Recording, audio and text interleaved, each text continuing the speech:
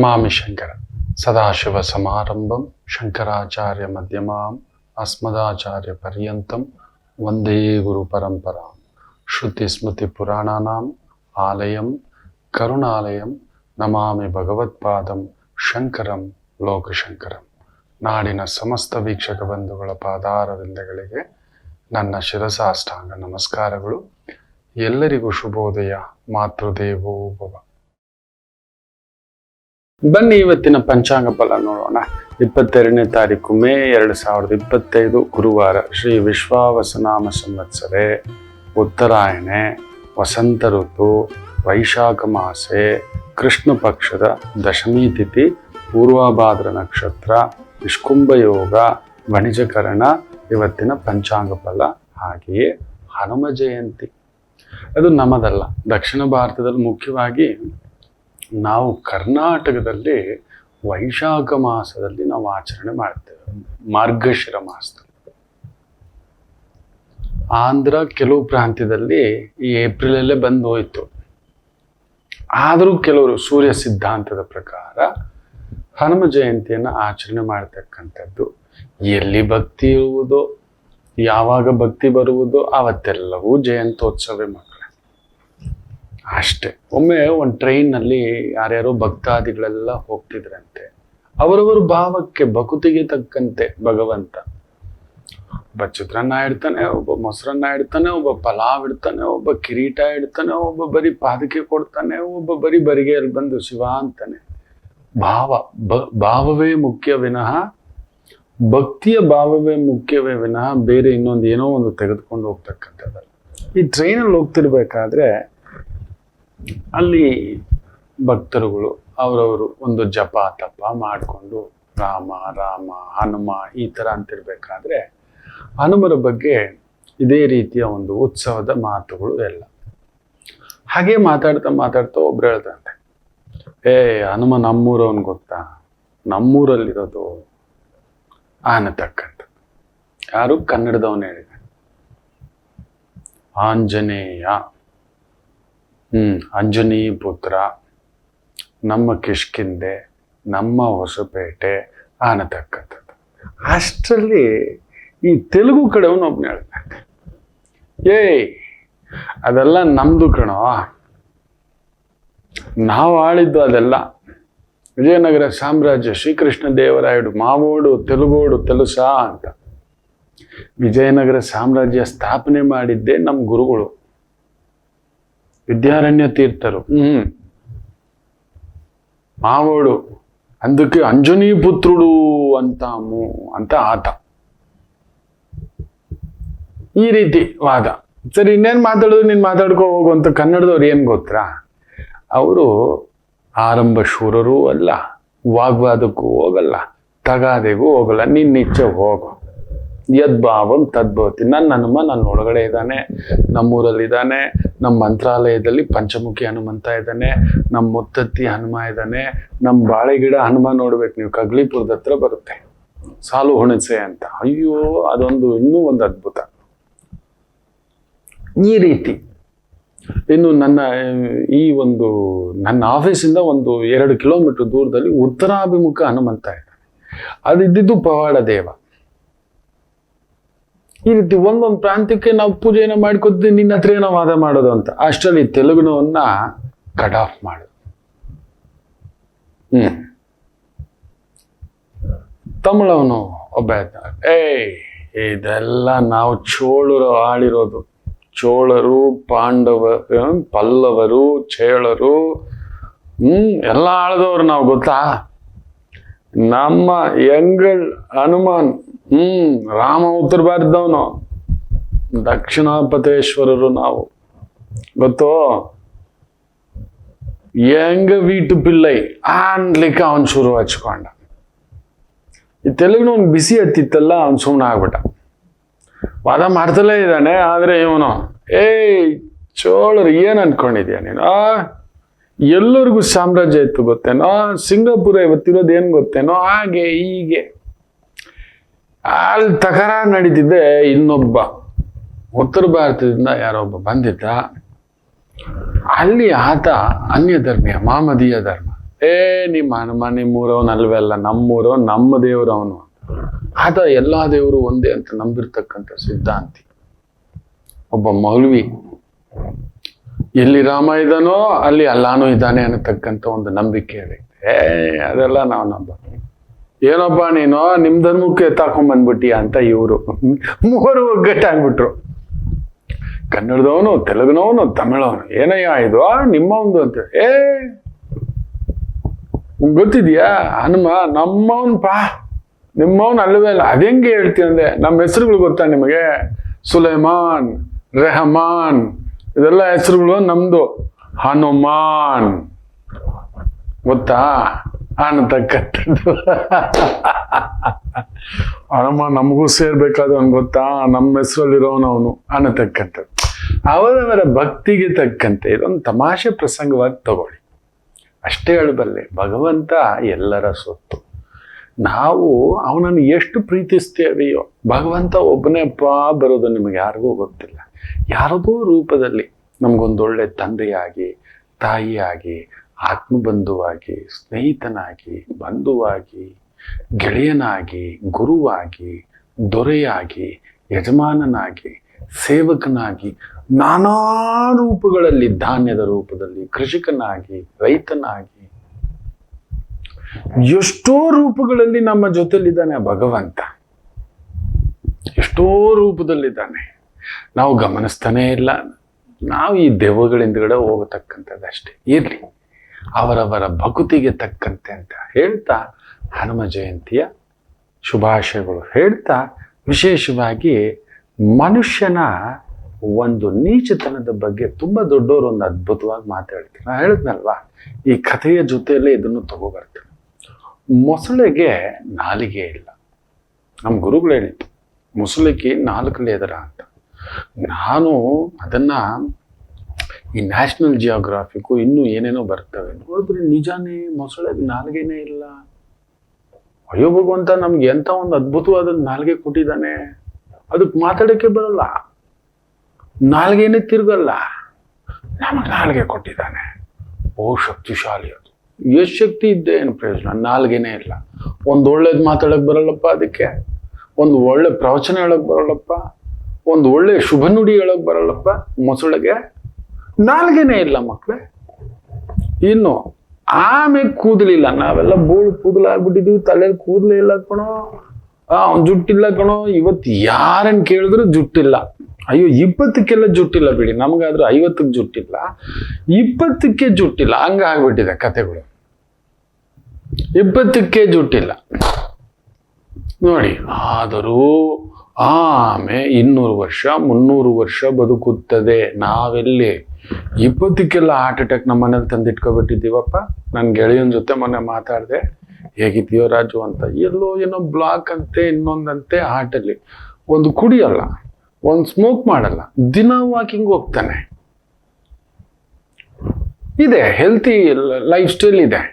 ಒಂಚೂರು ಅಂಗಡಿ ಏನೋ ಒಂದು ಇಟ್ಕೊಂಡಿದ್ದಾನೆ, ರಾತ್ರಿ ಒಂದು 11 ಗಂಟೆ ಆಗ್ಬಿಡುತ್ತೆ, ಬಂದು ಮಲ್ಕೊಳ್ಳೋ ಅಷ್ಟರಲ್ಲಿ ಇನ್ನೂ ಏನೇನೋ ವ್ಯವಹಾರಗಳಿದೆ. ಅಷ್ಟು ಬಿಟ್ಟರೆ ನಿಜ ಹೇಳ್ತಾನೆ, is a jolly man, no stressful man. ಸದಾ ಹಸನ್ಮುಖಿ, ಸದಾ ನಗು, ಸದಾ ತಮಾಷೆ. ಇನ್ನೂ ಹೇಳಬೇಕು ಅಂದರೆ ಹೃದಯವಂತಿಕೆಯ ಮನುಷ್ಯ, ತುಂಬ ಹೃದಯವಂತಿಕೆಯ ಧರ್ಮದ ಮನುಷ್ಯ. ನ್ಯಾಯದವರು ತುಂಬ ಜನ ಸಿಗ್ತಾರೆ, ಎಲ್ಲರೂ ಎಲ್ಲ ಕಡೆ ಸಿಗ್ತಾರೆ. ಧರ್ಮವಂತ ವ್ಯಕ್ತಿ ಸಿಗೋದು ಅಪರೂಪ. ಧರ್ಮವಂತ ಏದು ರಾಜು ಹೇಗಿದೆಯೋ ಹಿಂಗಾಗಿತ್ತಲ್ಲ ಅಂತ. ಏನೋ ಈಗೀಗ ಮೊದಲಿನ ಶಕ್ತಿ ಇಲ್ಲ ಕಣ. ಒಂದು ಮೆಟ್ಲು ಜೋರಾಗಿ ಹತ್ಬೇಡ ಅಂದ್ಬಿಟ್ಟಿದ್ದಾರೆ ಡಾಕ್ಟ್ರು. ಹಾರ್ಟ್ಗೇನೋ ಸ್ಟಂಟ್ ಹಾಕಿದಾರಂತೆ. ಏನಪ್ಪ ಇದು? ಒಂದು ಸಿಗರೇಟ್ ಇಲ್ಲ, ಒಂದು ಕುಡಿತಾ ಇಲ್ಲ, ಬೆಳಿಗ್ಗೆ ಒಂದು ವಾಕಿಂಗ್ ಇದೆ ಅವನು. ಸ್ವಲ್ಪ ಫುಡ್ ನಾನ್ ವೆಜ್ ಸ್ವಲ್ಪ ಜಾಸ್ತಿ ತಿನ್ಬೋದೇನೋ, ನನಗೆ ಗೊತ್ತಿಲ್ಲ, ಹಾಗಾಗಿ ಹೇಳ್ತಿರ್ತೀನಿ. ಯಾವುದೋ ಒಂದು ಫಂಕ್ಷನಲ್ಲಿ ಸಿಕ್ಕಾಗ ಹೇಳಿದ್ದೆ, ಒಂದು 6-8 ತಿಂಗಳ ಹಿಂದ್ಗಡೆ ಅದು ಯಾಕೋ ಬೇವರ್ತಿದೆಯಾ, ಇದೆಲ್ಲ ಏನೋ ಸಮ್ ಸಿಗ್ನಲ್ಸ್ ಆರ್ ಗಿವಿಂಗ್, ಸ್ವಲ್ಪ ರೆಕ್ಟಿಫೈ ಮಾಡ್ಕೊಳ್ಳೋ, ಸ್ವಲ್ಪ ಚೆಕ್ ಮಾಡೋ ಅಂದರೆ, ಇಲ್ಲ ನಂಗೆ ಒಂದು ಸಣ್ಣ BP ವೇರಿಯೇಷನ್ ಇದೆ ಕಣೋ, ಅದಕ್ಕೆಲ್ಲ ಏನಿಲ್ಲ, ಮಿಕ್ಕಿದೆಲ್ಲ ಹೆಲ್ತಿ ಆಗಿದ್ದೀನಿ ಅಂತ ಹೇಳಿ 1 ತಿಂಗಳಿಗೆ ಇದು ನಡೆದಿರೋ ಕತೆ. 1-2 ತಿಂಗಳ ಕತೆ ನೋಡಿ. 20 ವಯಸ್ಸಿನ ಹುಡುಗರು ಹಾರ್ಟ್ ಅಟ್ಯಾಕ್ ಅಲ್ಲಿ ಅಡ್ಮಿಟ್ ಆಗ್ತವೆ. 80% ಬ್ಲಾಕೇಜ್ ಅಂತೆ. ಒಂದು ಹುಡುಗನಿಗೆ ದಿನ 4 ಗಂಟೆ ಕೆಲಸ ಮಾಡೋದು, ವರ್ಕೌಟ್ ಇದೆ, ವಾಕಿಂಗ್ ಇದೆ, ಡಯಟ್ ಇದೆ, ಪ್ರಾಣಾಯಾಮ ಇದೆ, ಎಲ್ಲ ಇದೆ. 80% ಬ್ಲಾಕೇಜ್ ಅಂದ್ರೇನೆ ಅರ್ಥ ಆಗ್ತಿಲ್ಲ. ಇದು ಏನೋ ಇದಾಗ್ತಿದೆ, ನಾವು ತಿಂತಿರೋ ಊಟದಲ್ಲಿ ಪ್ರಾಬ್ಲಮ್ಮಾ ಇಲ್ಲ ಜೀವನ ಶೈಲಿಯ, ಇನ್ನೊಂದು ಡಾಕ್ಟರ್ ಹೇಳೋದು ಲೈಫ್ ಸ್ಟೈಲು ಅಂತಾನೆ. ಇದಕ್ಕಿಂತ ಬೆಸ್ಟ್ ಲೈಫ್ ಸ್ಟೈಲ? ವರ್ಕ್ ಫ್ರಮ್ ಹೋಮ್ ಮಾಡ್ತಾನೆ, ಇದೆಲ್ಲ ಆಗ್ತಿದೆ. ಏನಿದು ಏನು ಗೊತ್ತೇ ಆಗ್ತಿಲ್ಲಪ್ಪ. ಮನುಷ್ಯ ಭಯ ಬಿದ್ದುಬಿಟ್ಟಿದಾನ, ಆತಂಕ ಪದ್ಬಿಟ್ಟಿದಾನ. ನೋಡಿ, ಆಮೆಗೆ ಕೂದಲೇ ಇಲ್ಲ, it's living like A legendary life. ಅದು ನೀವು ನೋಡಬೇಕು. ನಿಧಾನವಾಗಿ ಉಸಿರಾಡುತ್ತೆ. 1 ನಿಮಿಷಕ್ಕೆ 1 ಸಲ ತಗೊಂಡು ಇನ್ನೊಂದು ನಿಮಿಷಕ್ಕೆ ಬಿಡುತ್ತೆ. ನಾವು ನಿಮಿಷಕ್ಕೆ 20 ಸಲ 30 ಸಲ ಉಸಿರಾಡ್ತಕ್ಕಂಥವ್ರು. ಅದಕ್ಕೆ ಜಾಸ್ತಿ ಮಾತಾಡಬಾರ್ದು ಅಂತಾರೆ ಡಾಕ್ಟರ್ಗಳು. ನಿಜ, ಯೋಗ ವಾಸಿಷ್ಠದಲ್ಲೂ ಹೇಳೋದೇ, ನಾವು ಹೆಚ್ಚು ಮಾತನಾಡಬಾರ್ದು, ಆಯಸ್ ಕಳ್ಕೋತೀವಿ. ಒಂದು ಮನುಷ್ಯನಿಗೆ ಎಷ್ಟು ಮಾತನಾಡಬೇಕು ಅಂತಿರುತ್ತೆ, ವಿಪರೀತ ಮಾತಾಡಿದ್ರೆ ಇನ್ನೇನಾಗುತ್ತೆ. ಮಾತಾಡುವಾಗ ನೋಡಿ, ನಮ್ಮ ಉಸಿರು ಸಿಕ್ಕಾಬಟ್ಟೆ ಸರ ಸರ ಸರ ಸರ ಅಂತ. 1 ನಿಮಿಷಕ್ಕೆ ಇಷ್ಟೇ ಬಾರಿ ಉಸಿರಾಡಬೇಕು ಅನ್ನೋದೊಂದಿದೆ. ನಾವು ಆ ಪಾರ್ಟಿ 1 ನಿಮಿಷಕ್ಕೆ 20-30 ಬಾರಿ ಉಸಿರಾಡಿದ್ರೆ ಎಲ್ಲಿ ತಗೊಳುತ್ತೆ ಪಂಪಿಂಗು ಇನ್ನೊಂದು ಅಂತಕ್ಕಂಥದ್ದು. ಅಷ್ಟು ಸ್ಟ್ರೆಸ್ ಆಗಿಬಿಡುತ್ತೆ, ಬಳಲು ಬಿಡ್ತೀವಿ, ದಣದ್ ಬಿಡ್ತೀವಿ. ತುಂಬಾ ಜನ ಎಷ್ಟೋ ಬಾರಿ ಗುರುಗಳೇ ದಿನ ಭವಿಷ್ಯ ಬರೋ ಅಷ್ಟರಲ್ಲಿ ನೀವು ಹೇಳೋಷ್ಟು ಸುಸ್ತಾಗ್ಬಿಟ್ಟಿರ್ತಾರೆ, ಇಷ್ಟಿಷ್ಟೇ ಕಟ್ ಮಾಡಿಬಿಟ್ಟು ಸುಸ್ತಾಗ್ಬಿಟ್ಟಿರ್ತಾನೆ ಮಕ್ಕಳು. ಕಂಟಿನ್ಯೂ ನಾನ್ ಸ್ಟಾಪ್ ನೀವು ಹೇಳ್ಬೋದು. ಇಟ್ ಈಸ್ ದಟ್, ಇದೇ ನಿಜ. ಇರ್ಲಿ. ಇನ್ನು ನಾಯಿಗೆ ಭಾಷೆನೇ ಬರೋಲ್ಲ. ನೀವು ಎಷ್ಟೇ ಮುದ್ದು ಮಾಡಿ ಅದು ಅನ್ನುತ್ತೆ. ಅದಕ್ಕೆ ಮಾತಾಡೋಕೆ ಆಸೆ, ಭಾಷೆನೇ ಬರೋಲ್ಲ. ಅದು ಬೌ ಬಿಟ್ರೆ ಕೊಯ್ಯೋ ಅನ್ನೋದು ಬಿಟ್ರೆ ನಮ್ಮನೆ ರಾಮ ಇದ್ದಾನೆ, ಅವನ ಕಣ್ಣಲ್ಲೇ ಎಲ್ಲ ಮಾತಾಡ್ತಾನೆ. ನಮ್ಮ ತಂದೆ ನೋಡ್ಬೇಕು ಎಷ್ಟು ಚೆನ್ನಾಗಿ ಹೇಳ್ತಾರ. ಇವ್ನು ನನ್ನ ತಟ್ಟೆ ನೋಡಿ ನೋಡಿ ಕಣೋ ನಾನು ಊಟ ಹೊರಟೋಗ್ಬಿಟ್ಟಿದ್ದೆ ಅಂತ. ನೋಡಿ ಹಿಂಗೆ ಇರ್ತಾನೆ, ಟೈ ಅಂತ ಹಿಂಗೆ ನೋಡ್ತಾನೆ. ನಾನು ಚಿಕ್ಕ ಮಗು ಆಗಿದ್ದಾಗ ಅದೇ ಮಾಡ್ತಿದ್ದೆ. ಯಾರು ನೋಡಿಲ್ಲ ಅಂದ್ರೆ ಅವ್ರ ತಟ್ಟೆಗಳೆಲ್ಲ ನೋಡ್ತಾ ಇದ್ದೆ. ನಾನು ಬಕಾಸುರ. ಅದು ಹಿಂಗೆ ಇಟ್ಕೊಂಡು ಎಲ್ಲರ ತಟ್ಟೆನೂ ಸ್ಕ್ಯಾನ್ ಮಾಡಿಬಿಡ್ತಿದ್ದೆ. ಅಮ್ಮ ಒಂದು ಮೂತಿಗೆ ಗುದ್ದವರು, ನಿನ್ನ ತಟ್ಟೆಲಿರೋದು ನೋಡೋ ಅಂತ ಹೇಳ್ಬಿಟ್ಟು. ಅವ್ರಿಗೆ ಜಾಸ್ತಿ ಐತೆ, ನನಗೆ ಕಮ್ಮಿ ಐತೆ ಅನ್ನತಕ್ಕ ಬಡತನಕ್ಕೆ ವಿಪರೀತ ಹಸುವೆ ಬಿಡಿ. ಅದು ಕೇಳಲೇಬೇಡಿ. ಈಗಲೂ ಆ ಬಕಾಸುರ ತಿನ್ನೋ ಥರ ತಿಂತೀನಿ, ಇಲ್ಲ ಅನ್ನೋದೇನಲ್ಲ. ಬಟ್ ಫುಡ್ ಸ್ಟೈಲು ಸ್ವಲ್ಪ ಫ್ರೂಟು ಅದು ಇದು ಅಂತ ಹೇಳ್ಬಿಟ್ಟು ಇನ್ನೊಂದಮ್ಮ ಮನೇಲಿ ಸೇರ್ಕೊಂಡಿತ್ತು ಗುದ್ದೋದಕ್ಕೆ. ಅಮ್ಮ ಇರ್ಲಿ ಅಮ್ಮಂದರೆ ದೈವ ಕೊಟ್ಟಿರೋ ಒಂದು ವರ ಅಷ್ಟೇ, ಇರ್ಲಿ. ಸೊ ನಾಯಿಗೆ ನೋಡಿ ಭಾಷೆ ಬರೋಲ್ಲ. ನೀವು ಎಷ್ಟು ಕಲ್ಸಿದ್ರು ಏನು ಮಾಡಿದ್ರು, ಯಾವುದೋ ಲಕ್ಷದಲ್ಲಿ ಒಂದು ನಾಯಿಯೋ ಇಲ್ಲ ಇನ್ನೊಂದು ಒಂದು ಪುಟ್ಟದಾಗಿ ಒಂದು ಸಣ್ಣದಾಗಿ ಒಂದು ಕೆಲವೊಂದು ಅನುಕರಣೆ ಮಾಡ್ಬೋದೇನೋ ಅಷ್ಟೇ. ನೀವು ಏನೇ ಮಾಡಿ ಬರೋಲ್ಲ. ಆದರೆ ನಮಗೆ ಪ್ರಪಂಚದ ಎಷ್ಟೋ ಭಾಷೆಗಳು ಬರ್ತವೆ. ನಮಗೆ ತಮಿಳು ಬರುತ್ತೆ, ತೆಲುಗು ಬರುತ್ತೆ. ಅಯ್ಯೋ, ನಮ್ಮ ಕನ್ನಡದವ್ರದಂತೂ ಕೇಳಲೇಬೇಡಿ. ನನಗಂತೂ ನನ್ನ ಕನ್ನಡದವನಾಗ ಎಲ್ಲ ಭಾಷೆ ಬರುತ್ತೆ. ಕಾರಣ ಏನಂದ್ರೆ ನಾವು ಫಸ್ಟ್ ಯಾರು ಬಂದ್ರು ಅವ್ರ ಭಾಷೆಯಲ್ಲಿ ಮಾತಾಡೋದು. ಏಮಂಡಿ ಎಲ್ಲ ಉಂಡಾರಂಡಿ ಎನ್ನಂಗೆ ನಲ್ಲ ಇರ್ಕಿಂಗ್ಲಾ, ಕೈಸಯ್ಯ, ಎಂದ ಮಾಪ್ಳ ಎಬ್ಡಿ ಇರ್ಕಿಂಗ, ಎಂದ ಚಿಟ್ಟ, ತಗೊಳ್ಳಿ. ಎಲ್ಲ ಭಾಷೆ ಕಲಿಯೋದೆ. ಅವರ್ ಯು ಮ್ಯಾನ್ ತಗೋ, ಹಿಂದಿ, ಇಂಗ್ಲೀಷು, ತಮಿಳು, ತೆಲುಗು. ಇಲ್ಲಿಗೆ ನಮ್ಮ ಬೆಂಗಳೂರಲ್ಲಿ, ನಮ್ಮ ಕರ್ನಾಟಕದಲ್ಲಿ ಅದೊಂದು ತಮಾಷೆ ನಮ್ಮ ಕನ್ನಡದವ್ರದ್ದು. ನೀವು ಬೇರೆ ಊರಿಗೆ ಹೋಗಿ ನೋಡಿ, ಅವರು ನಿಜವಾಗ್ಲೂ ಹೇಳ್ತಾನೆ ನಮ್ಮ ಭಾಷೆಲಿ ಮಾತಾಡೋದೇ ಇಲ್ಲ. ನೀವು ತಮಿಳ್ನಾಡು ಕಡೆ ಎಲ್ಲ ಹೋಗ್ಬಿಟ್ರೆ ಆ ಬೋರ್ಡುಗಳು ತಲೆ ಕೆಡುತ್ತೆ. ಕೆಲವೊಂದು ಸಮಯ ದೇವಕ್ಷೇತ್ರಗಳು ಹೋಗ್ತಿರ್ತೀನಲ್ವಾ, ಕಂಚಿ, ತಿರುಚಿ, ಮಧುರ ಮೀನಾಕ್ಷಿ ಈ ಥರದ್ದು ಹೋಗ್ತಿರ್ತಾನೆ.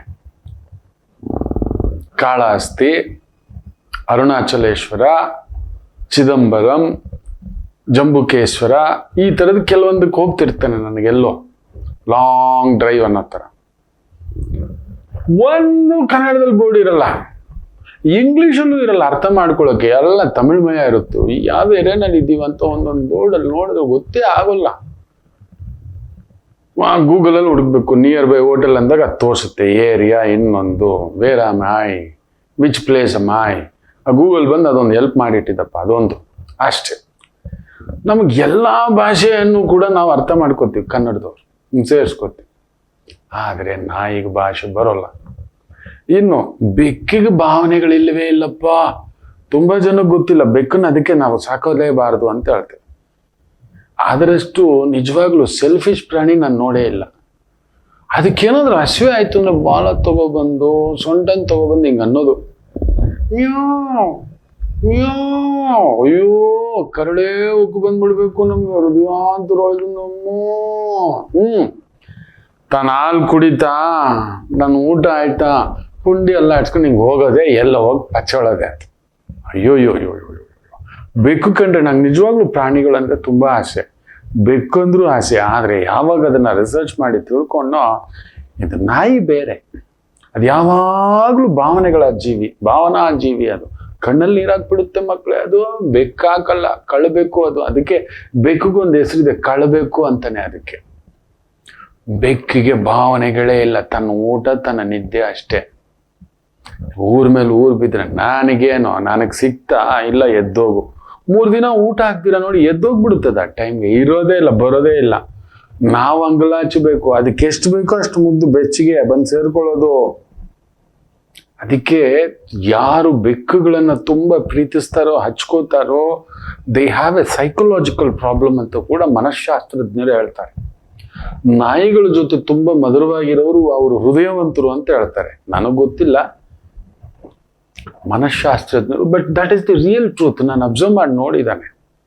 ಅದೊಂಥರ ಘಾಟು ಬೇಕು, ನೀವು ಎಷ್ಟೇ ಹೇಳಿ ಅದನ್ನ ಮುದ್ಮ ಪರ್ಚ್ಬಿಡುತ್ತೆ. ಅದು ಬೆಕ್ಕಿಗೆ ಭಾವನೆಗಳಿಲ್ಲ, ವೆರಿ ಸೆಲ್ಫಿಶ್ ಅನಿಮಲ್. ಅದು ತಿಂತು ಕುಂಡಿ ಎಲ್ಲ ಆಡ್ಸ್ಕೊಂಡು ಹೋಗೋದೆ, 6 ಕಿಟಕಿಯಿಂದ ಹೋಗೋದೆ, ಇನ್ನೆಲ್ಲೋ ಹೋಗಿ ಮೂಲೆಯಲ್ಲಿ ಅಟ್ಟದ ಮೇಲೆ ಹೋಗಿ ಮಲ್ಕೊಳ್ಳೋದು ಅಷ್ಟೇ. ಅದು ನಿರ್ಭಾವುಕ. ಅದು ಅದ್ರ ಕಣ್ಣುಗಳನ್ನ ನೋಡಿ, ಅದೇ ನೀವು ನಾಯಿಯ ಕಣ್ಣುಗಳನ್ನ ನೋಡಿ, ಆರ್ತಂ, ರೌದ್ರಂ, ರುದ್ರಂ, ಎಲ್ಲ ನವರಸಗಳಲ್ಲಿ ಒಂದು 5 ರಸಗಳನ್ನಾದ್ರೂ ತೋರಿಸುತ್ತೆ. ಯಾವಾಗ್ಲೂ ಜೊಲ್ ಸೋರಿಸ್ತಿರುತ್ತೆ. ಅನ್ನ ನೋಡಿದ ತಕ್ಷಣ ನಮ್ಮ ರಾಮ ನೋಡ್ಬೇಕು ಪಕ್ಕದಲ್ಲಿ. ಅದಕ್ಕೆ ಬಾಲಾಡ್ಬೇಕಾದ್ರೆ ಹಿಂಗೆ ಆಡ್ಕೊಂಡು ತಗೊಬಂದು ನನ್ನ ಕೈ ಕೊಡೋದೇ ಅವನು ರಾಮ. ಬಿಡೋ ಅಂದ್ರೂ ಬಿಡಲ್ಲ, ಆಡ್ಬೇಕು, ನುಗ್ಗಬೇಕು, ಯಾರಿದ್ದಾರೆ ಕುಣಿಯೋದು, ಮಾತಾಡೋದು. ಅಯ್ಯೋ ನನ್ನ ಅಕ್ಕ ತಂಗಿರ್ ಬಂದ್ಬಿಟ್ರೆ ಅಂತೂ ಅದು ಮಾಡೋ ಒಂದು ಮುದ್ದು ನೋಡ್ಬೇಕು, ಕ್ಲೀನಾಗಿ ಗೊತ್ತಾಗುತ್ತೆ. ಅದಕ್ಕೆ ಮುದ್ದು ಮಾಡ್ಬೇಕು, ಎತ್ಕೋಬೇಕು, ಹತ್ತಕ್ಕೆ ಎತ್ಕೋಬೇಕು, ತಿನ್ನೋವಾಗ ಕೊಡ್ಬೇಕು, ಕೇಳುತ್ತೆ, ಸದ್ದು ಮಾಡುತ್ತೆ. ಎಲ್ಲೋ ಹೋಗ್ಬಿಟ್ಟಿದ್ದಾನೆ ನಾನು ರಾಮ, ಕಾಣಿಸ್ತಿಲ್ಲಪ್ಪ ಅಂದ್ರೆ ಪಕ್ಕದಲ್ಲಿರ್ತಾನೆ, ನಾನೇನು ಗೊತ್ತಿಲ್ಲ ಅನ್ನತ್ತಾರೆ. ಈ ಕಡೆ ಎಲ್ಲೋ ಹೋಗ್ಬಿಟ್ಟ ಅವ್ನು ರಾಮ, ನಿನ್ಗೆಲ್ಲಾದ್ರೂ ಕಾಣಿಸ್ತೇನೆ ಅಮ್ಮ ಅಂದ್ರೆ ನೀಟಾಗಿ ಈ ಕಡೆ ಬಂದು ಮೂತಿ ಹತ್ರ ಹಿಂಗೆ ನೋಡ್ಕೊಂಡು, ನಾನು ಇಲ್ಲೇ ಇದ್ದೀನಿ, ನೀನ್ ನನ್ನ ಕಡೆ ನೋಡ್ತಿಲ್ಲ ಅಂತಾನೆ. ಬೆಕ್ಕು ಹಾಗಲ್ಲ, ಕೊಂಡಿ ಕೂಡ ಕದಲ್ಸಲ್ಲ, ಅದಕ್ಕೆ ಭಾವನೆಗಳೇ ಇಲ್ಲ. ನಾವು ಅದ್ರ ಹಿಂದ್ಗಡೆ ಹೋಗ್ಬೇಕು, ಮಿಯಾ ಮಿಯಾ ಪುಸಿ ಪುಸಿ ಕ್ಯಾಟ್ ಅಂತ. It is a pussy cat only, stupid cat only. ಬೆಕ್ಕನ್ ಮಾತ್ರ ನಿಜವಾಗ್ಲೂ ಹೇಳ್ತೀನಿ ಮಕ್ಕಳೇ, ನೀವು ಹೃದಯವಂತರಾಗಿದ್ದರೆ ನೀವು ನಿಜವಾಗ್ಲೂ ಬೆಕ್ಕನ್ ಮನೆಯಲ್ಲಿ ಸಾಕ್ಬೇಡಿ.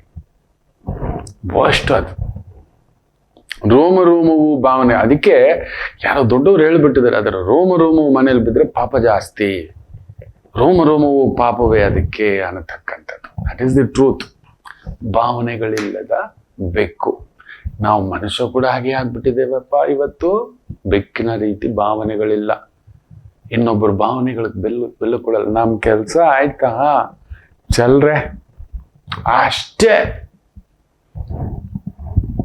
ಆಯ್ತು, ಒಂದು ಕೆಲಸ ತಿರುಗಿ ಕೂಡ ನೋಡ್ತಕ್ಕಂಥ ಭಾವವಿಲ್ಲ, ನಾಡಿಯೋ ಅನ್ನತಕ್ಕಂಥದ್ದು ಇವತ್ತು ಅದಾಗ್ಬಿಟ್ಟಿದೆ. ಮೀನಿಗೆ ಜೀರ್ಣಶಕ್ತಿ ಇಲ್ಲ, ಮನುಷ್ಯನಿಗೆ ಎಷ್ಟು ನಾನಾ ರೂಪದ ಭಾವನೆಗಳಿದಾವೆ ನಮಗೆ ಗೊತ್ತಾ. ಆದ್ರೂ ನಾವು ಈ ವಿಕೃತಿ, ಈ ರಾಹುಕೇತುಗಳ ಪ್ರಭಾವಗಳಿಗೆ ಒಳಗಾಗಿ ನಮ್ಮ ಸ್ವಭಾವವನ್ನೇ ಬದಲಾಯಿಸಿಕೊಂಡು ಬಿಟ್ಟಿದ್ದೇವೆ. ನಮ್ಮ ಟೋಟಲ್ ಸ್ವಭಾವವನ್ನು ಬದಲಾಯಿಸ್ಕೊಂಡು ಬಿಟ್ಟಿದ್ದೇವೆ. ಅದು ದೊಡ್ಡ ಸಮಸ್ಯೆ. ಮೀನಿಗೆ ಜೀರ್ಣಶಕ್ತಿ ಇಲ್ಲ, ನಾವು ಏನ್ ತಿಂದ್ರು ಜೀರ್ಣಿಸ್ಕೋತೀವಪ್ಪ. ನಾವು ಎಂತೆಂಥದ್ದೋ ಜೀರ್ಣಿಸ್ಕೋತೀವಿ. ಅವ್ನ ಗುಂಡಿಗೆ ಕಣೋ ಎಷ್ಟು ದೊಡ್ಡ ನೋವುಗಳು, ಅವಮಾನಗಳು, ಅವ್ನು ಜೀರ್ಣಿಸ್ಕೊಂಡಿದ್ದಾನೆ ಕಣಪ್ಪ, ಅವನು ಕಣೋ 8 ಗುಂಡಿಗೆ ಅಂತೀವಿ. ಮೀನಿಗಿಲ್ಲ, ತಿಂದ ಅನ್ನವನ್ನೇ ಜೀರ್ಣಿಸಿಕೊಳ್ಳಲು ಆಗೋದಿಲ್ಲ, ತಿಂದದ್ದಾಗೆ ಹೊರಗಡೆ ಬರುತ್ತೆ ಅಂತಕ್ಕಂಥದ್ದು. ಇನ್ನು ವಿಶೇಷವಾಗಿ ಒಂದೇ ಒಂದು ಮಾತು ಹೇಳ್ತಾರೆ, ಇಷ್ಟೆಲ್ಲ ಗುಣಗಳಿರೋ ಮನುಷ್ಯನಿಗೆ ನಿಯತ್ತೇ ಅನ್ನೋದಿಲ್ಲ. ಹೌದು ಅಲ್ವೋ ಹೇಳಿ? ಮನುಷ್ಯನಿಗೆ ಕೂದಲಿದೆಯಾ, ನಾಲಿಗೆ ಇದೆಯಾ, ಭಾವನೆಗಳಿದ್ದಾವ, ಭಾಷೆಗಳಿದ್ದಾವ, ಜೀರ್ಣಶಕ್ತಿ ಇದ್ದಾವ, ಇಷ್ಟೆಲ್ಲ ಇರೋ ಅವನಲ್ಲಿ ನಿಯತ್ತಿದೆಯಾ, ನಿಜಾಯಿತಿ ಇದೆಯಾ, ಧರ್ಮವಂತಿಕೆ ಇದೆಯಾ? ಯೋಚನೆ ಮಾಡಿ ನೋಡಿ. ಅವನ ನಾಲಿಗೆ ಏನಕ್ಕೆ ಬಳಸ್ತಾನೆ ನೋಡಿ. ನಮ್ಮನ್ನ ಮೋಡಿ ಮಾಡಿ ಮೋಸ ಮಾಡಿ ಬುಟ್ಟಿಗೆ ಹಾಕೊಳ್ಳೋದು, ಇಲ್ಲ ಅವ್ಯಾಚ್ಯ ಶಬ್ದಗಳನ್ನು ಬಳಸಲಿಕ್ಕೆ. ಆ ನಾಲಿಗೆ ಅದ್ಭುತವಾದ ನಾಲಿಗೆ. ಎಷ್ಟು ಒಳ್ಳೆ ಮಾತುಗಳು ಮಾತಾಡ್ಬೋದು ಗೊತ್ತಾ, ಎಷ್ಟು ಒಳ್ಳೆ ವಿಚಾರಗಳು ಹೇಳ್ಬೋದು ಗೊತ್ತಾ. ಒಂದ ಬುರುಡೆ ಬಿಡ್ತಾನೆ, ಇಲ್ಲ ನಮ್ಮನ್ನ ಮಾನಸಿಕವಾಗಿ ಕದಡ್ತಾನೆ, ದ್ವೇಷ ಭಾಷಣೆ ಮಾಡ್ತಾನೆ, ಬೇರೆ ಬೇರೆ ರೀತಿಯದ್ದಕ್ಕೆ ಉಪಯೋಗಿಸ್ತಾನೆ. ಅವನಲ್ಲಿ ಈ ದೇವರು ಕೊಟ್ಟಿರೋ ಈ ಮಹಾಪ್ರಸಾದಗಳನ್ನ ಹೇಗೆ ಸದ್ಬಳಕೆ ಮಾಡ್ಕೊಬೇಕು ಅನ್ನೋದೇ ಗೊತ್ತಿಲ್ಲ. ಅದನ್ನ ಕೆಡಿಸ್ಕೊಂಡು ಅವನು ದೇವರಿಗೆ ನಿಯತ್ತಾಗೇ ಇಲ್ಲ, ಈ ಪ್ರಕೃತಿಗೆ ನಿಯತ್ತಾಗೇ ಇಲ್ಲ, ಸುತ್ತಮುತ್ತಲಿನವ್ರಿಗಿಲ್ಲ, ತನಗೇ ನಿಯತ್ತಾಗಿಲ್ಲ. ಅವನು ತನ್ನ ಮನೆಗೆ ಇಲ್ಲ, ತನ್ನ ಕುಟುಂಬಕ್ಕೆ ಇಲ್ಲ, ಇನ್ನು ಬೇರೆಯವ್ರಿಗೆಲ್ಲ ನಿಯತ್ತಾಗಿರ್ತಾನೆ. ಮಕ್ಕಳ ಜಗತ್ತಿನಲ್ಲಿ ಇವುಗಳನ್ನೆಲ್ಲ ನಂಬಿಡ್ಬೋದು, ಈ ಬೆಕ್ಕನು ತಂದು ಸಾಕೋಬಿಡ್ಬೋದು. ನಿಜ ಹೇಳ್ತೇನೆ, ಬೇಜಾರು ಮಾಡ್ಕೋಬೇಡಿ. ಬಟ್ ದ ವರ್ಸ್ಟ್ ಪಾರ್ಟ್, ಮನುಷ್ಯ ಭಯ ಆಗುತ್ತಪ್ಪ, ಭಯ ಆಗುತ್ತೆ. ನಾ ಹೇಳಿದ್ನಲ್ಲ, ರಾಹುಕೇತುಗಳ ಪ್ರಭಾವ. ಮೊನ್ನೆ ಭಾನುವಾರದ ಲೈವ್ ಸಂಚಿಕೆಯಲ್ಲಿ ಹೇಳಿದ್ದೀನಲ್ವ, ಒಂದು 13-14 ವರ್ಷದ ಮಗು ತಂದು ತಾಯಿ ಸಾಕಿದಾಳೆ, ಎಲ್ಲೋ ಇದ್ದಿತ್ತು. ಬುದ್ಧಿ ತನ್ನ ಶಕ್ತಿಗೆ ತಕ್ಕಂತೆ ಬೆಳೆಸಿದಾಳೆ. ಬರೀ ವಯಸ್ಸಿಗೆ ಮೀರಿದ ಪ್ರಭಾವಕ್ಕೊಳಗಾಗಿ ಈ ತಾಯಿ ಅನ್ನ ಹಾಕಿದಾಳಪ್ಪ. ಸರಿ, ನನಗಿಷ್ಟ ಇಲ್ಲ, ಎಲ್ಲೋ ಹೊಟ್ಟೋಗೋಣ, ಎಲ್ಲೋ ಮತ್ತೆ ಅದೇ ಆಶ್ರಮಕ್ಕೆ ಹೊಟ್ಟೋಗೋಣ ಅಷ್ಟೇ. ತಾಯಿನ ಹತ್ಯೆ ಮಾಡಿಬಿಟ್ಟಿದ್ದಾಳೆ ನಿದ್ರೆ ಟ್ಯಾಬ್ಲೆಟ್ ಹಾಕಿ ಅನ್ನೋದಾದರೆ ಅವನ ನೀಯತ್ತೆಲ್ಲಿದೆ?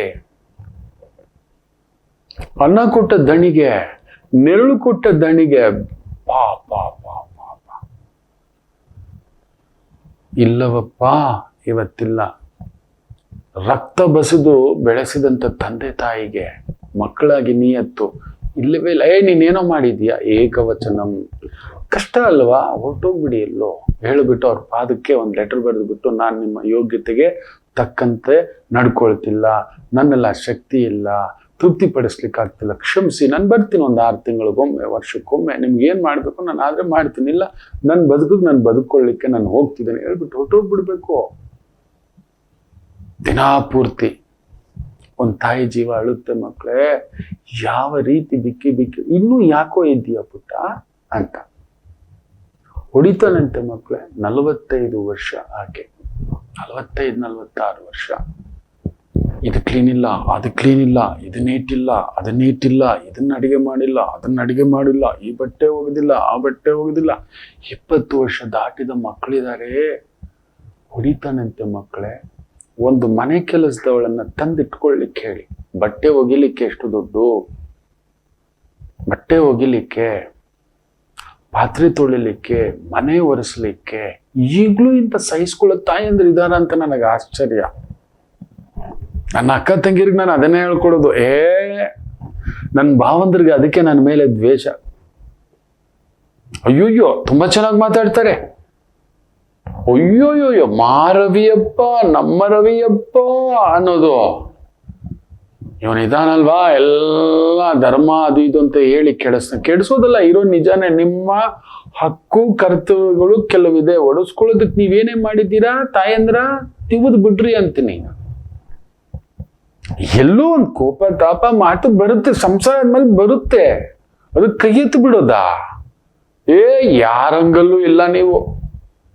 ನೀವು ಕೈ ಚಾಚೋ ಅಂಗಲ್ಲಿಲ್ಲ. ನಿಮ್ಗೆ ಯಾರು ಕೈ ಕತ್ತರಿಸಿದ್ರೆ ನನ್ನ ಅಂಗಲ್ಲೂ ಇರಬೇಡಿ, ನನ್ನನ್ನು ಅಣ್ಣ ಅನ್ಬೇಡಿ. ಏನಾದ್ರೂ ತಿರುಗಿ ಮಾತಾಡಿದ್ರೆ ಅದೆಲ್ಲ ಅಧಿಕಾರ ಇಲ್ಲ, ಯಾರಿಗೂ ಇಲ್ಲ ಅಂತ ಹೇಳ್ಕೊಡ್ತಾನೆ. ಆ ಮಕ್ಳಿಗೂ ಹೇಳ್ಕೊಡ್ತಾನೆ.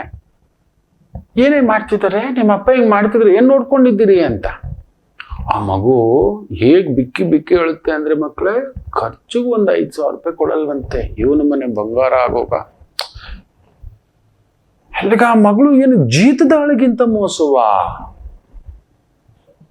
ಈಗಲೂ ಹೊಡಿತಾನೆ ಅಂದ್ರೆ ನರಕ ಅನ್ನೋದು ಎಲ್ಲೂ ಇಲ್ಲ. ಅಂತವನು ಬೇಕಾ ಮಕ್ಕಳೇ?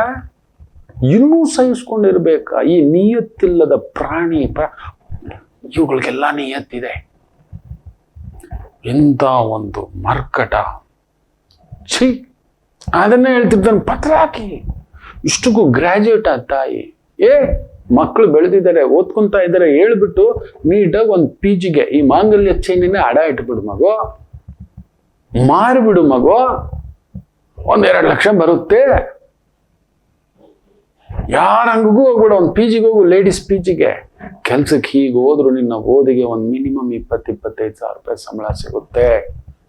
ಒಂದು 6 ತಿಂಗಳು ಕಷ್ಟಪಟ್ಬಿಡು, ಒಂದು ಮನೆ ಮಾಡ್ಕೊ, ಮಕ್ಕಳು ಕರ್ಕೊಂಡು ಬಂದು ಅಲ್ಲಿ ಇಟ್ಕೋ, ಎಲ್ಲೋ PG ಬೇಡ, ಒಂದು 10-12 ಸಾವಿರ ರೂಪಾಯಿಗೆಲ್ಲ ಸಿಗುತ್ತೆ.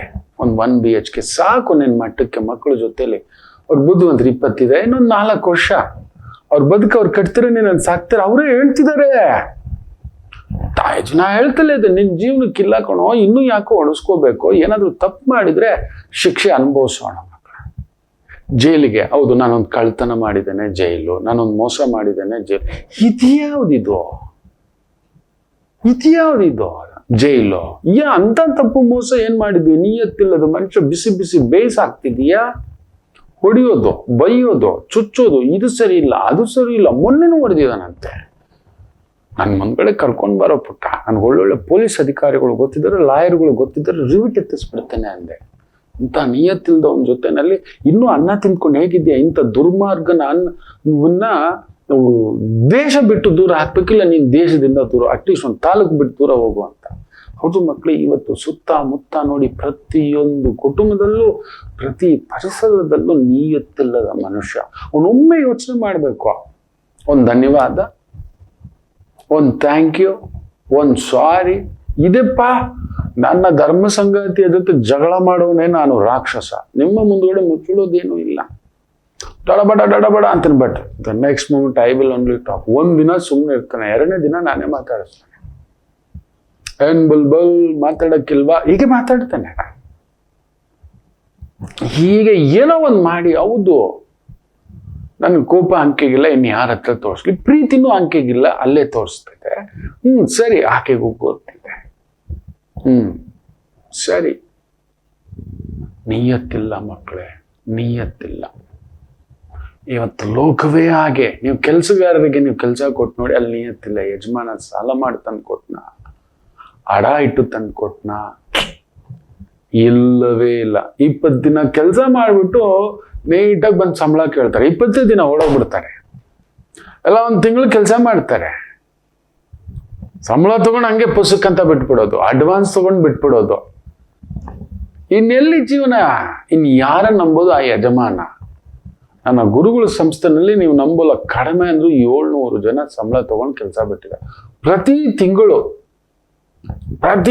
ಒಂದು 60ರಿಂದ 70 ಜನ ಕಡಿಮೆ ಅಂದ್ರು.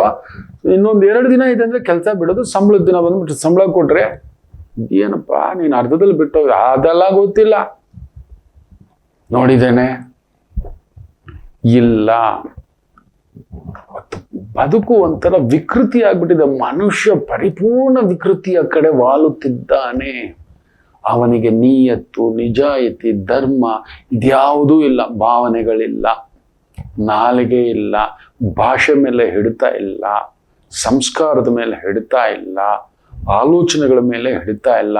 ನನ್ನ ಕುಟುಂಬ ಅನ್ನೋದೊಂದು ಪ್ರೀತಿ ಮಮಕಾರ ಇಲ್ಲ. ನನ್ನ ಒಡ ಹುಟ್ಟಿದವ್ರು, ನನ್ನ ಸಂಗಾತಿ, ನನ್ನ ಗಂಡ, ನನ್ನ ಹೆಂಡತಿ, ನನ್ನ ಬದುಕು, ನನ್ನ ಅಲ್ಲೊಂದು ಚೂರು ನಿಯತ್ ಇಟ್ಕೊಟ್ಟು ಎಷ್ಟು ಆನಂದ ಗೊತ್ತಾ?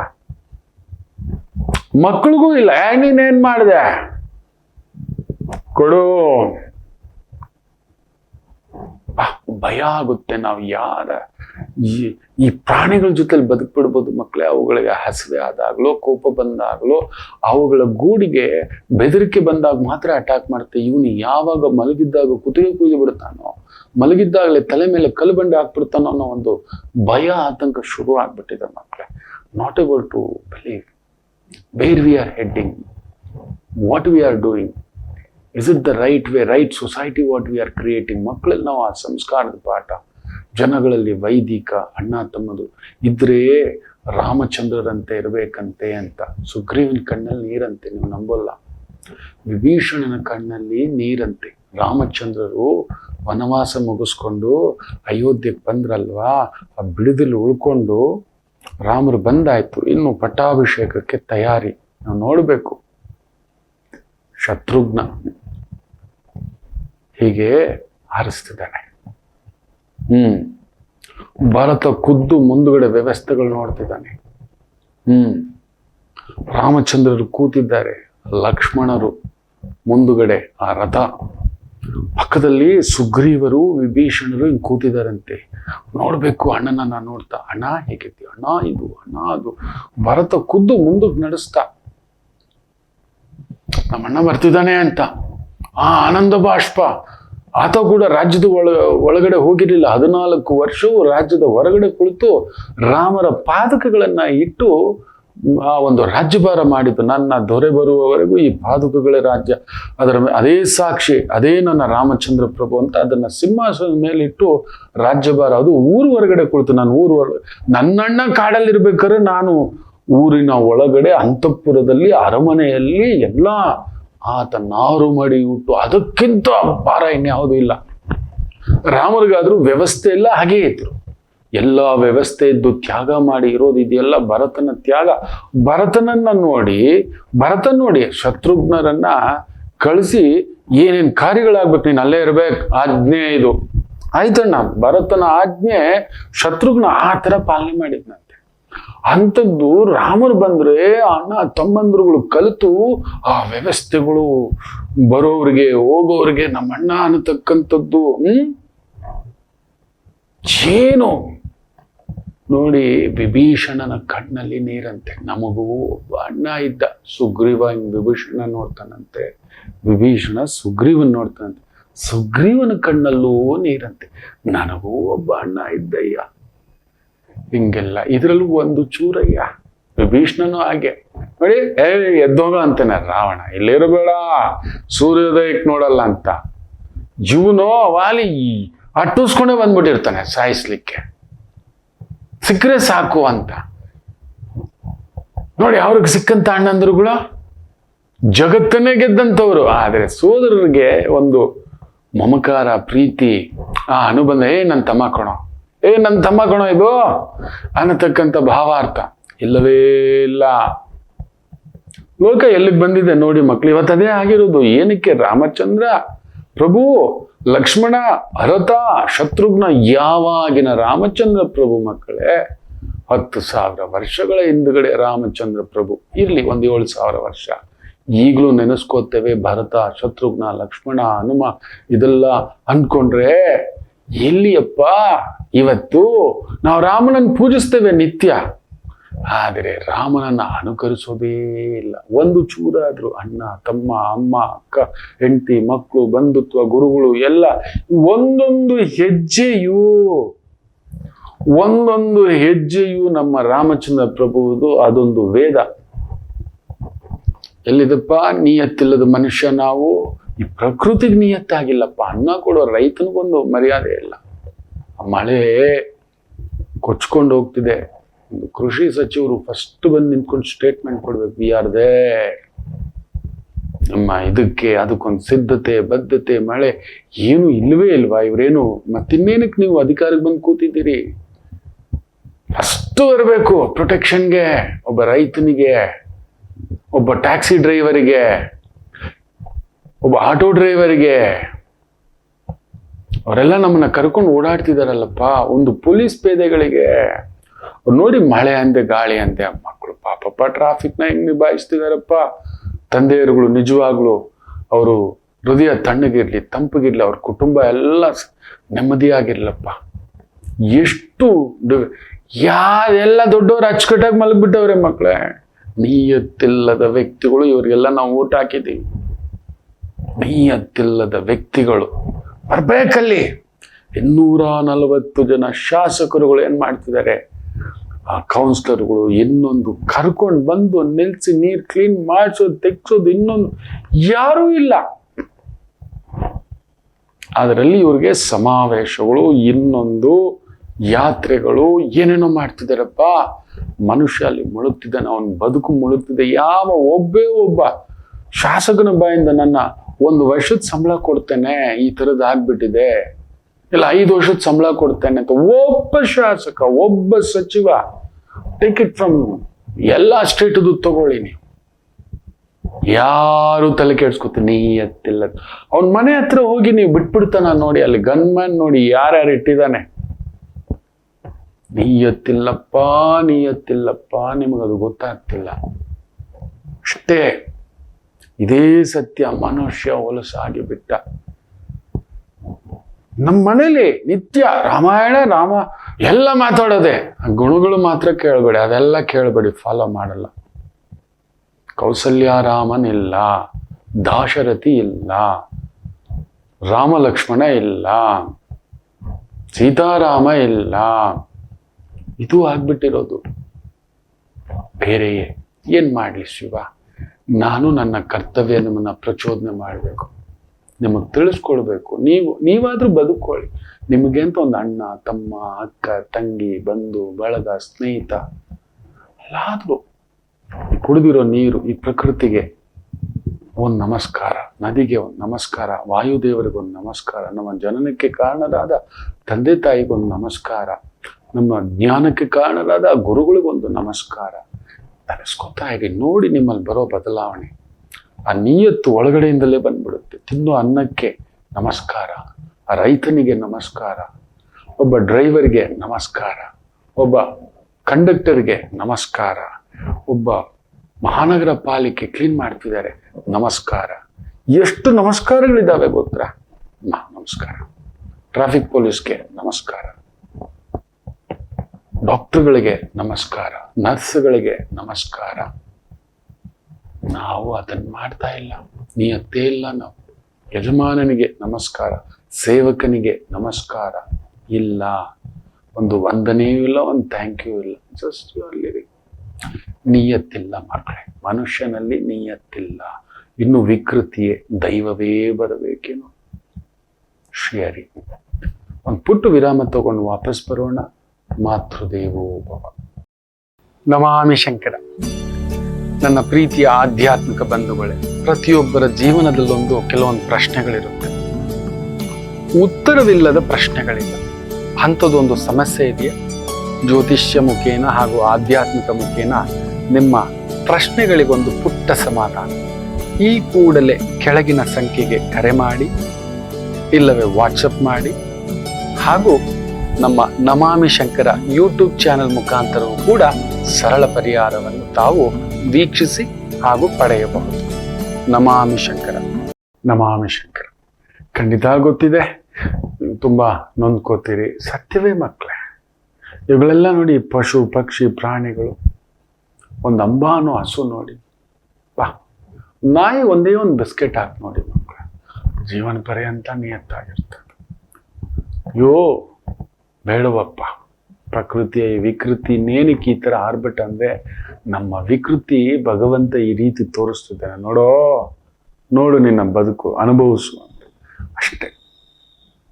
ದೇವಸ್ಥಾನಗಳ ಹೆಸರಲ್ಲಿ, ಲೇಔಟ್ಗಳ ಹೆಸರಲ್ಲಿ, ಬೇರೆ ಬೇರೆ ಹೆಸರಲ್ಲಿ ಮುಗುಚಿದ್ದು. ಮೇಷರಾಶಿ. ಚಂದ್ರ ಗುರುಸಾರದಲ್ಲಿದ್ದು, ಗುರುವಾಣಿ ಅಷ್ಟೇ, ನಾನಲ್ಲ, ಗುರುವಾಣಿ. ಆ ಗುರು ಕುಜನ ಸಾರ, ಕುಜ ಬುಧನ ಸಾರ ವಿಶೇಷವಾಗಿ. ಮೇಷರಾಶಿಗೆ ವಿಶೇಷವಾಗಿ ಬುಧ ಸೂರ್ಯನ ಸಾರದಲ್ಲಿರೋದ್ರಿಂದ ಚೆನ್ನಾಗೇ ಇದೆ, ತೊಂದರೆ ಏನಿಲ್ಲ. ಸರ್ಕಾರಿ ಮಟ್ಟದ ಕೆಲಸ ಕಾರ್ಯ, ಒಂದು ಪುಟ್ಟ ಬೇಕರಿ, ಒಂದು ಪುಟ್ಟ ತಿಂಡಿ ಅಂಗಡಿ, ಒಂದು ಗಂದಿಗೆ ಅಂಗಡಿ, ಈ ಥರ ಸಣ್ಣ ಪುಟ್ಟ ಲೇವಾದೇವಿ ಕೆಲಸ ಕಾರ್ಯ ಮಾಡ್ತಿದ್ದೀರಿ. ದಿನನಿತ್ಯದ ಸಂಪಾದನೆಗೆ ತೊಂದರೆ ಇಲ್ಲ, ನೆಮ್ಮದಿ ಇರತಕ್ಕಂಥ ದಿನ. ಇನ್ನು ವೃಷಭ ರಾಶಿ.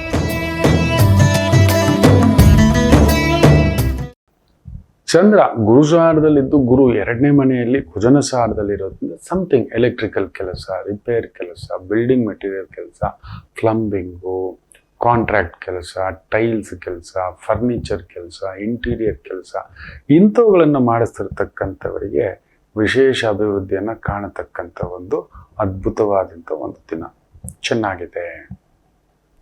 ಇನ್ನು ಮಿಥುನ ರಾಶಿ. ಗುರು ನಿಮ್ಮ ಮನೆಯಲ್ಲೇ ಇದ್ದಾನೆ.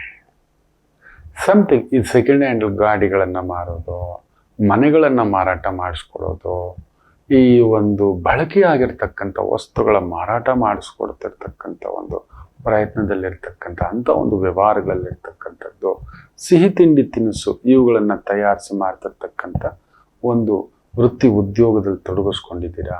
ಬೆಂಕಿಗೆ ಎಲೆಕ್ಟ್ರಿಸಿಟಿ ಬೋರ್ಡ್ಗೆ ಸಂಬಂಧಪಟ್ಟಂಥ ವೃತ್ತಿ, ಉದ್ಯೋಗ, ಸರ್ವಿಸ್ ಓರಿಯೆಂಟೆಡ್ ಅಲ್ಲಿ ತೊಡಗಿಸ್ಕೊಂಡಿದ್ದೀರಾ, ಅದ್ಭುತವಾದಂಥ ಪ್ರಗತಿ ಪಡೆಯತಕ್ಕಂಥ ಒಂದು ದಿನ. ಇನ್ನು ಕರ್ಕಾಟಕ ರಾಶಿ ವಿಶೇಷವಾಗಿ ಚಂದ್ರ ಗುರುಸಾರದಲ್ಲಿದ್ದು ಗುರು 12ನೇ ಮನೆ ತಗೊಳ್ಳೋದು, ಜಾಗ ತಗೊಳ್ಳೋದು, ಬದಲಾವಣೆ ಮಾಡೋದು, ಸ್ವಲ್ಪ ಒದ್ದಾಟ, ಮನೆಗೋಸ್ಕರ, ಜವಾಬ್ದಾರಿಗೋಸ್ಕರ, ಓಡಾಟಕ್ಕೋಸ್ಕರ ಸ್ವಲ್ಪ ಪರಿಶ್ರಮ ಹಾಕಬೇಕಾಗುತ್ತೆ. ಸ್ವಲ್ಪ ಕೈಮೀರಿ ಖರ್ಚು ಮಾಡುವಂಥ ದಿನ. ಆಕಸ್ಮಿಕ ಒಂದು ಸ್ವಲ್ಪ ಅನಾರೋಗ್ಯ ಬಾಧೆಯೂ ಆಗತಕ್ಕಂಥ ಒಂದು ಸಾಧ್ಯತೆ ಉಂಟು. ಸ್ವಲ್ಪ cold infection, water infection, air infection ಇರತಕ್ಕಂಥದ್ದುಂಟು. ಡಸ್ಟ್ ಅಲರ್ಜಿ, ಜಾಗರೂಕತೆ. ಇನ್ನು ಸಿಂಹರಾಶಿ ಚಂದ್ರ ಗುರುಸಾರದಲ್ಲಿದ್ದು ಗುರು ಲಾಭದಲ್ಲಿದ್ದಾನೆ, ಚೆನ್ನಾಗಿದೆ. Consultant, financial consultant, technical consultant, management consultant, insurance consultant, loan consultant, property consultant, ಮಧ್ಯವರ್ತಿಯ ಕೆಲಸ ಕಾರ್ಯಗಳು ಅದ್ಭುತವಾದಂಥ ಪ್ರಗತಿ ಕಾಣತಕ್ಕಂಥ ಒಂದು ದಿನವಾಗಿರುತ್ತೆ, ಚೆನ್ನಾಗಿದೆ. ಇನ್ನು ವಿಶೇಷವಾಗಿ ಕನ್ಯಾ ರಾಶಿ ಚಂದ್ರ ಗುರುಸಾರದಲ್ಲಿದ್ದು ಗುರು ದಶಮದಲ್ಲಿರೋದ್ರಿಂದ legal department, insurance, teaching, teaching, coaching, training, guiding, ವೈದಿಕ, ಜ್ಯೋತಿಷ್ಯ, ಆಗಮ, ಕಲಿಸೋದು, ಇಂತಹ ಒಂದು ವೃತ್ತಿ ಉದ್ಯೋಗದಲ್ಲಿರ್ತಕ್ಕಂಥವರಿಗೆ ವಿಶೇಷ ಅಭಿವೃದ್ಧಿಯನ್ನ ಪಡೆಯತಕ್ಕಂಥ ಒಂದು ದಿನ. ತುಲಾ ರಾಶಿ ಗುರು ಭಾಗ್ಯದಲ್ಲಿದ್ದು ಆ ಪಂಚಮವನ್ನೇ ನೋಡುತ್ತಿರುವುದರಿಂದ ಈ ವೈದ್ಯರುಗಳು, ಮೆಡಿಕಲ್ ಲೈನ್ಗೆ ಸಂಬಂಧಪಟ್ಟಂತ ಯಾವುದೇ ಒಂದು ಉದ್ಯೋಗ, ಅದು ಬಂದು ನರ್ಸ್ ಇರ್ಬೋದು, ಕಾಂಪೌಂಡರ್ ಇರ್ಬೋದು, ಮೆಡಿಕಲ್ ಲೈನ್, ಅದೇ ರೀತಿ ಒಂದು ಮೆಡಿಕಲ್ ಟ್ರೀಟ್ಮೆಂಟ್ ಕೊಡ್ತಕ್ಕಂಥದ್ದು, ಫಾರ್ಮಸಿ ಲೈನಲ್ಲಿ ಏನಾದರೂ ತೊಡಗಿಸ್ಕೊಂಡಿದ್ದೀರಾ, ಅದ್ಭುತವಾದಂಥ ಪ್ರಗತಿ. ಮೆಡಿಕಲ್ ಲೈನಲ್ಲೇ ಟೀಚರ್ ಆಗಿದ್ದೀರಾ, ಲೆಕ್ಚರರ್ ಆಗಿದ್ದೀರಾ, ಹೋಮ್ ಕೇರ್ ನರ್ಸ್ ಆಗಿದ್ದೀರಾ, ಅದ್ಭುತ ಪ್ರಗತಿ. ವೃಶ್ಚಿಕ ರಾಶಿ ಚಂದ್ರ ಗುರುಸಾರದಲ್ಲಿದ್ದು ಗುರು ಅಷ್ಟಮದಲ್ಲಿರುವುದರಿಂದ ಆ ಗುರು ಕುಜನ ಸಾರದಲ್ಲಿರೋದನ್ನ ಮನೆ ವಿಚಾರ, ಮನೆ ರಿಪೇರಿ, ಭ್ರಾತೃಗಳು, ಒಡ ಹುಟ್ಟಿದವರು, ಅವ್ರಿಗೆ ಸಂಬಂಧಪಟ್ಟಂತ ಖರ್ಚು ವೆಚ್ಚಗಳು ಸ್ವಲ್ಪ ನಿಮಗೆ ಭಾರ ಅನ್ನಿಸ್ತಕ್ಕಂಥದ್ದು, ಅನ್ಸೋದ್ರು ನಿಭಾಯಿಸ್ಕೊಂಡು ಹೋಗ್ತಕ್ಕಂಥದ್ದಿನ. ಯಾಕಂದ್ರೆ ಅಷ್ಟಮದಲ್ಲಿ ಗುರು ಇದ್ದರೂ ಅನಗತ್ಯ ಖರ್ಚು, ಅನಗತ್ಯ ಟೆನ್ಷನ್, ಕೋರ್ಟ್ ಸಮಸ್ಯೆಗಳು, ವ್ಯವಹಾರ ಸಮಸ್ಯೆಗಳು, ವೃತ್ತಿ ಸಮಸ್ಯೆಗಳು, ಅಲ್ಲೊಂದು ಸಣ್ಣ ಪುಟ್ಟ ಮೋಸಗಳು ಎಲ್ಲವೂ ಇದ್ದರೂ ಕೂಡ ಅದನ್ನು ನಿಭಾಯಿಸಿಕೊಂಡು ಹೋಗಿಸ್ತಕ್ಕಂಥ ತಾಕತ್ತು ಗುರು ಅಷ್ಟಮದಿಂದ ನಿಮ್ಮ ವ್ಯಯಭಾವವನ್ನು, ಸುಖಭಾವವನ್ನು ನೋಡ್ತಿದ್ದಾನೆ, ಚೆನ್ನಾಗಿದೆ, ಸುಖಕ್ಕೆ ಕೊರತೆ ಇಲ್ಲ. ಧನುಸು ರಾಶಿ ವಿಶೇಷವಾಗಿ ಗುರು ಕೇಂದ್ರದಲ್ಲೇ ಇದ್ದಾನೆ, ಚೆನ್ನಾಗಿದೆ. ಆ ಗುರು ಬುಧನ ಮನೆಯಲ್ಲಿದ್ದಾನೆ. ಬುಧನಿಗೆ ಸಂಬಂಧಪಟ್ಟಂತ ವೃತ್ತಿ, ಉದ್ಯೋಗ, ವ್ಯವಹಾರಗಳು ವಿಶೇಷ ಅನುಕೂಲ ಕಲಿಸುತ್ತೆ. ಅಂದ್ರೆ ಈ ಸಂಗೀತ ಕಲಿಸೋದು, ಭರತನಾಟ್ಯ, ಮ್ಯೂಸಿಕ್, ಚಿತ್ರಕಲೆ, ಪೇಂಟಿಂಗು, ಕಲೆ, ಡಿಸೈನಿಂಗ್, ಆರ್ಕಿಟೆಕ್ಟ್, ಈ ತರದ ತುಂಬಾ ಭಾರಿ ಪರಿಶ್ರಮವಿಲ್ಲದ ಉದ್ಯೋಗ, ಕೆಲಸ ಕಾರ್ಯಗಳು ವಿಶೇಷ ಪ್ರಗತಿಯನ್ನ ಪಡೆಯತಕ್ಕಂಥ ಒಂದು ದಿನವಾಗಿರುತ್ತೆ. ಮಕರ ರಾಶಿ ಚಂದ್ರ ಗುರುಸಾರದಲ್ಲಿದ್ದು ಗುರು 6ನೇ ಮನೆಯಲ್ಲಿರೋದ್ರಿಂದ ನ್ಯಾಯಾಂಗ ಇಲಾಖೆಯಲ್ಲಿ ಕೆಲಸ ಮಾಡ್ತಿದ್ದೀರಾ, ವೈದ್ಯಕೀಯ ಇಲಾಖೆಯಲ್ಲಿ ಕೆಲಸ ಮಾಡ್ತಿದ್ದೀರಾ, ಬ್ಯಾಂಕಿಂಗ್ ಇಲಾಖೆಯಲ್ಲಿ ಕೆಲಸ ಮಾಡ್ತಿದ್ದೀರಾ, ಸ್ವಲ್ಪ ಪರಿಶ್ರಮ, ಸ್ವಲ್ಪ ಖರ್ಚುಗಳು ಜಾಸ್ತಿ, ಮಕ್ಕಳಿಗೋಸ್ಕರ, ಮನೆಗೋಸ್ಕರ, ಹಿರಿಯರಿಗೋಸ್ಕರ, ಆ ಜವಾಬ್ದಾರಿಗಳಿಂದ ಸ್ವಲ್ಪ ಖರ್ಚು ವೆಚ್ಚಗಳು ಆಗತಕ್ಕಂಥ ಒಂದು ಭಾವವಿದೆ. ತುಂಬ ತೊಂದರೆಗಳೇನಿಲ್ಲ. ಬಟ್ ನಂಬಿ ಮೋಸ ಹೋಗ್ತಕ್ಕಂಥ ಸಾಧ್ಯತೆ ಇದೆ. ಯಾರನ್ನೋ ನಂಬಿ ಯಾರಿಗೋ ದುಡ್ಡು ಕೊಟ್ಟು ಪಾಲುದಾರಿಕೆ ವ್ಯವಹಾರಗಳಲ್ಲಿ ಜಾಗ್ರತೆ. ಒಡ ಹುಟ್ಟಿದವರ ಜೊತೆಯಲ್ಲೇ ಒಂದು ಸಣ್ಣ ಪುಟ್ಟ ನೋವುಗಳಾಗ್ತಕ್ಕಂಥದ್ದು ಉಂಟು, ಎಚ್ಚರಿಕೆ. ಕುಂಭರಾಶಿ ಚಂದ್ರ ನಿಮ್ಮ ಮನೆಯಲ್ಲೇ ಇದ್ದು ಗುರುಸಾರದಲ್ಲಿದ್ದು ಗುರುದೃಷ್ಟಿ ನಿಮ್ಮ ಮೇಲೆ ಇರೋದ್ರಿಂದ ಇವತ್ತು ಮಾಡುವಂಥ ಧಾರ್ಮಿಕ ರೀತಿಯ ಯಾವುದೇ ಕೆಲಸ ಕಾರ್ಯಗಳು ವಿಶೇಷ ಪ್ರಗತಿ. ದೇವಸ್ಥಾನ, ಸಾಮಾಜಿಕ, ಅನಾಥಾಶ್ರಮ, ವೃದ್ಧಾಶ್ರಮ, ವೈದಿಕ ಕೆಲಸಗಳು, ಶಾಲೆಗಳ ನಿರ್ಮಾಣ, ಆಸ್ಪತ್ರೆಗಳು, ಒಂಥರ ಧರ್ಮಬದ್ಧ ಮಾರ್ಗ, ಧರ್ಮಬದ್ಧ ಜೀವನ, ಧರ್ಮಬದ್ಧ ಕೆಲಸ ಕಾರ್ಯಗಳಲ್ಲಿ ವಿಶೇಷ ಪ್ರಗತಿಯನ್ನು ಪಡೆಯತಕ್ಕಂಥ ಒಂದು ದಿನವಾಗಿರುತ್ತದೆ. ಇನ್ನು ವಿಶೇಷವಾಗಿ ಮೀನರಾಶಿ ಗುರು ಸುಖದಲ್ಲಿದ್ದು ಚಂದ್ರ ಗುರುಸಾರದಲ್ಲಿ 12ನೇ ಮನೆ, ದೂರದ ಕೆಲಸ, ದೂರದ ವೃತ್ತಿ, ದೂರದ ವ್ಯವಹಾರ, ದೂರದ ಉದ್ಯೋಗ, ದೂರದ ವಿದ್ಯಾಭ್ಯಾಸ, ಒಂಚೂರು ಪರಿಶ್ರಮ ಅಷ್ಟೆ. ಏನು ಅಂತ ಒಂದು ತೊಂದರೆಗಳೇನಿಲ್ಲ, ಒಳ್ಳೇದಕ್ಕೆ ಖರ್ಚು ಮಾಡ್ತೀರ. ಈಗ ಬಂದಿದೆ ಅದನ್ನ ಮನೆಗೆ, ಮಕ್ಕಳಿಗೆ, ಹೆಂಡತಿಗೆ, ಗಂಡನಿಗೆ, ಮನೆಯ ಬಾಡಿಗೆಗೆ, ಈ ರೀತಿ ಇಲ್ಲ ಸಂಬಳ ಕೊಡ್ಲಿಕ್ಕೆ, ಲೋನ್ ಕಟ್ಟಲಿಕ್ಕೆ, ಆ ಲೋನ್ ತಗೊಂಡಿರೋದು ಮಕ್ಕಳಿಗೋಸ್ಕರ, ಮನೆಗೋಸ್ಕರ, ಈ ರೀತಿ ಒಳ್ಳೆಯ ವಿಚಾರಗಳಿಗೋಸ್ಕರ ಸಂಪಾದನೆ ಇದೆ. ಅಷ್ಟೇ ರೀತಿಯ ಖರ್ಚುಗಳಿರುತ್ತೆ ವಿನ ಅನ್ಯಾಯ ಖರ್ಚುಗಳು ಇರೋಲ್ಲ, ಮೋಸದ ಖರ್ಚುಗಳು ಇರೋಲ್ಲ, ದುಡುಕಿನ ಖರ್ಚುಗಳು ಇರೋದಿಲ್ಲ. ಅಷ್ಟೇ, ಎಲ್ಲವೂ ಆನಂದಮಯವಾಗಿ ಇರತಕ್ಕಂಥ ದಿನ. ಎಲ್ಲರಿಗೂ ಒಳ್ಳೆಯದಾಗಲಿ. ಮಾತೃದೇವೋ